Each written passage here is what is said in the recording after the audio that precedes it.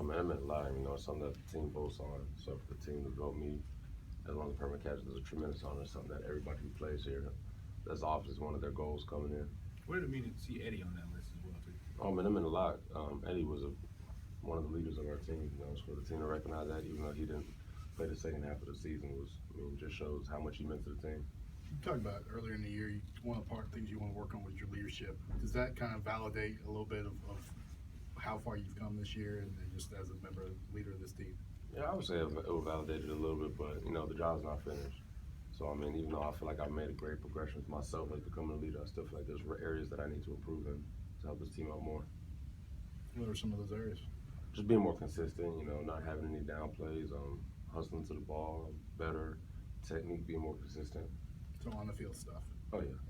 You've been kind of a team guy the whole season. How does being named like a team captain compare to some of the individual awards you've won?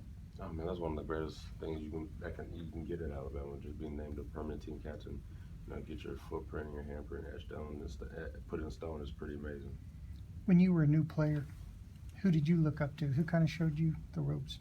CJ Mosley, he was probably the guy that I looked up to and tried to model my game after, even though he played linebacker and I was defensive line. But just the way he did things was tremendous and crazy. I don't think I've ever met a player like him. Did you get a chance much during the season to watch Washington, and did you realize, if you did, what you were watching? I watched some film on Washington. They're a good offense. Jay Browning, he's a great quarterback. You have John Ross, a receiver, explosive.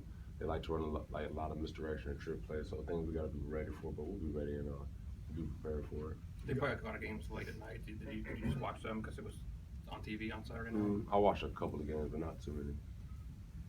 What do you see when you look at Miles Gaskin on film?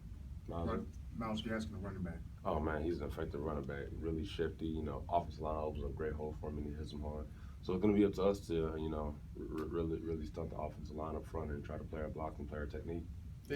You talked about Dory Jackson when you were at that award show. They got to play him with USC. Did you get any scouting report from him? Oh no, we didn't really talk about it too much. It was honestly just more casual and laid back. We really didn't talk too much football when we were out there. Does it look like one of the more balanced offensives that you guys have seen this year? Oh, definitely. A lot of formation changes and stuff like that. They run the ball effectively, throw the ball effectively. So it's going to be a challenge for us, but like I said, we're ready for it. Nick has talked about preparing extra for trick plays, knowing that that offense does a lot of those. Not just the offense, but the whole team. How much of y'all kind of looked at that and analyzed those trick plays? We looked at it a little bit, but the thing about trick plays, if every man does their job and they're disciplined, and that's kind of how you stop trick plays. So we're just going to be practicing on doing the fundamental things right, reading your keys, tackling, running to the ball, communicating. If we do those things, I'm sure we'll be fine. Do you happen to see a formation? Do you know a trick play is coming before it comes?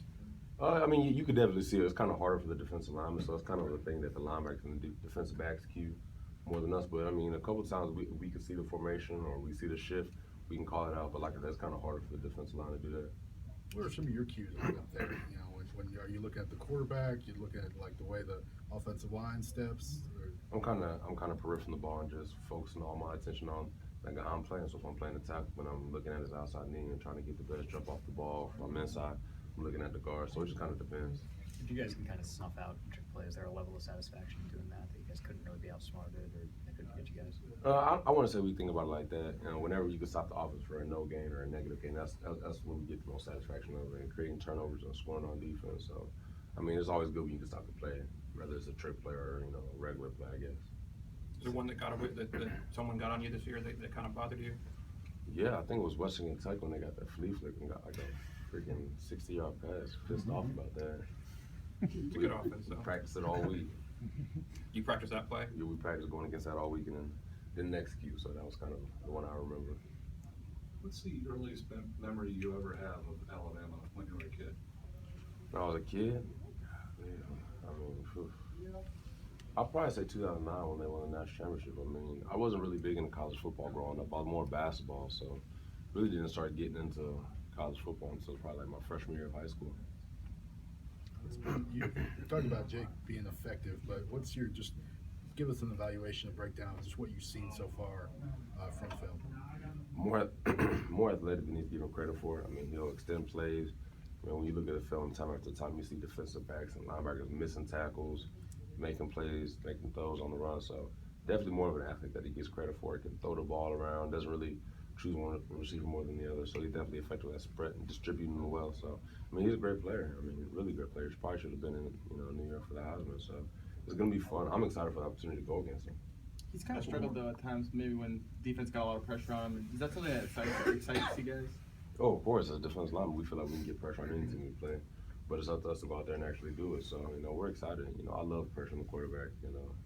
My team does too, so we're just excited for it. Jonathan, when you're watching a college football game on television, doesn't have anything to do with Alabama, how do you watch it? Do you watch it as a fan, or do you find yourself start analyzing and watching film Well, I try to watch it as a fan, but it's kind of hard. I usually look at the defensive line play and see what they do, so it's kind of ruined it for me a little bit. But I still enjoy it every now and then. Thanks, John. Thank you.